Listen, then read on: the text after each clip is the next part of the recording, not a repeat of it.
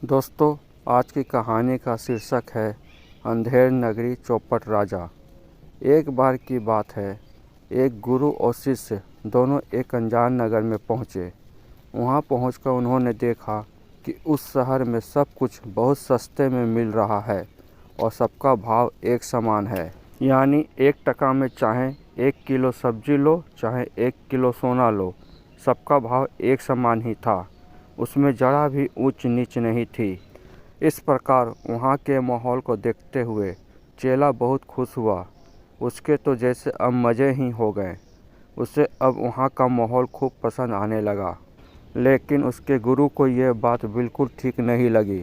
उन्होंने अपने चेले से कहा कि वत्स, अब ज़्यादा दिन यहाँ रहना ठीक नहीं है। यहाँ का राजा बिल्कुल मूर्ख है और उसके राज्य में गधे घोड़े यानी बुद्धिमान और मूर्ख सब बराबर समझे जाते हैं। अर्थात यह एक मूर्खों की नगरी है।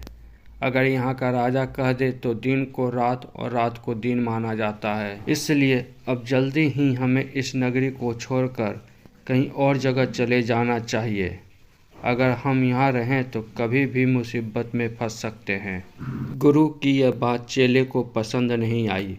उसने कहा कि गुरुजी, मुझे तो ऐसा कुछ भी नहीं लगता। फिर भी अगर आप जाना चाहते हैं तो आप चले जाइए। मैं तो अब यहीं पर रहना चाहता हूँ। गुरुजी ने अपने चेले को खूब समझाया कि वह उनकी बात मान ले और उनके साथ दूसरी जगह चले। लेकिन चेले ने अपने गुरु की एक ना सुनी। अब गुरुजी ने अकेले ही जाने का निश्चय किया और जाते जाते उन्होंने अपने चेले से कहा, देखो वत्स, अब जैसी तुम्हारी इच्छा, फिर भी तुम अपना ख्याल रखना और अगर कभी मुसीबत आन पड़े तो एक बार मुझे ज़रूर याद कर लेना। और ऐसा कह के गुरुजी अकेले ही वहाँ से चले गए।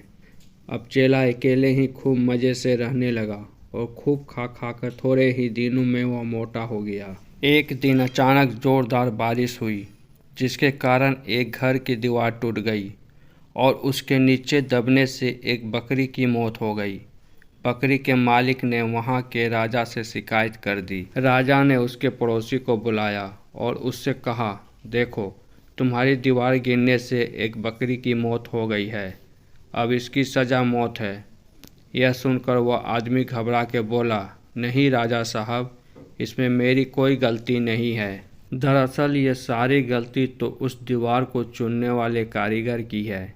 शायद उसी ने दीवार ठीक से नहीं बनाई होगी, तभी वह बारिश से गिर गई और जिससे एक बकरी की मौत हो गई। ये सुनकर कारीगर बहुत घबरा गया और उसने कहा, महाराज, इसमें मेरी कोई गलती नहीं है, क्योंकि मैंने तो पूरी ईमानदारी से उस दीवार को चुना था। अब ये तो उस व्यक्ति की कमी हो सकती है जिसने उस समय दीवार का मसाला तैयार किया था। लगता है उसी ने ठीक से मसाला तैयार नहीं किया होगा। यदि वो पूरी ईमानदारी से काम करता तो आज वह बकरी जिंदा होती। अब राजा ने उस व्यक्ति को भी दरबार में बुलाया और उससे कहा, देखो, तुमने कितना घटिया काम किया है। तुमने उस दीवार को चुनने का मसाला भी ठीक से तैयार नहीं किया। तुमने सरासर काम चोरी की है। अतः अब तुम्हें फांसी की सज़ा दी जाती है। यह सुनकर वो आदमी बहुत रोया और उसने राजा से खूब मिन्नतें की कि उसकी जान बख्श दी जाए, लेकिन राजा अपने फैसले पर कायम रहा। अब फांसी का फंदा तैयार किया जाने लगा। जब उस आदमी को फांसी दी जाने लगी तो फांसी का फंदा उसके गले में ढीला रह गया, यानी फंदा थोड़ा ज़्यादा बड़ा बन गया था। अब क्या किया जाए? क्योंकि फंदा थोड़ा बड़ा बन गया, फिर भी फांसी तो हर हाल में दी जानी थी। फिर चाहे किसी दूसरे को ही क्यों ना देनी पड़े। इसके लिए अब ऐसे आदमी की तलाश की जाने लगी जिसके गले में वो फांसी का फंदा फिर बैठ सके। अब राजा के सिपाही ऐसे व्यक्ति की तलाश करते हुए उसी चेले के घर तक जा पहुँचे। उन्होंने उस चेले को पकड़ा और जब उसके गले का माप लिया तो फंदा बिल्कुल फिट बैठ गया। अब सिपाही उस चेले को लेकर आए और फांसी पर चढ़ाने की तैयारी करने लगे। यह देखकर चेला बहुत घबरा गया। उसने राजा से खूब मिन्नतें की कि उसकी जान बख्श दी जाए, क्योंकि उसने तो कोई गुनाह ही नहीं किया है। लेकिन राजा ने उसकी एक भी बात नहीं सुनी और चेले से कहा, देखो युवक, हम किसी और को फांसी की सज़ा का हुक्म सुना चुके हैं, लेकिन उसके गले में यह फंदा बहुत ढीला है, इसलिए उसके बदले में अब तुम्हें फांसी दी जा रही है। अब मैं अपना हुक्म तो वापस नहीं ले सकता, इसलिए इस फंदे पर किसी को तो झूलना ही पड़ेगा ना। अब तो चेला बहुत घबरा गया, क्योंकि मौत अब उसे अपने सामने ही नज़र आ रही थी। तभी उसे अपने गुरु की बात याद आई और उसने मन ही मन अपने गुरु को याद किया।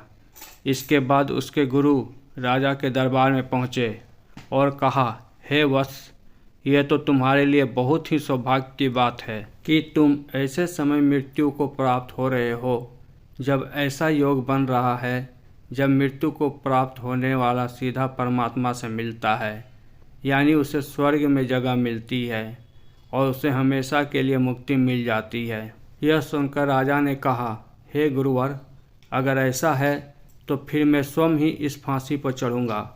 फिर उसने सैनिकों को हुक्म दिया कि अब फांसी के फंदे पर उस युवक को नहीं बल्कि उसे ही फांसी पर चढ़ाया जाए। इसके बाद राजा को जल्दी से फांसी पर चढ़ा दिया गया और इस प्रकार एक चौपट राजा अपनी ही मूर्खता से मारा गया। दोस्तों, इस कहानी से यह शिक्षा मिलती है कि जिस देश का राजा मूर्ख हो वहाँ न्याय की उम्मीद करना बेकार है। दोस्तों, आपको कहानी कैसी लगी? अगर अच्छी लगी हो तो कहानी को लाइक कर दीजिए और इसी तरह की अच्छी कहानियों को सुनने और पढ़ने के लिए चैनल को सब्सक्राइब कर लें। धन्यवाद।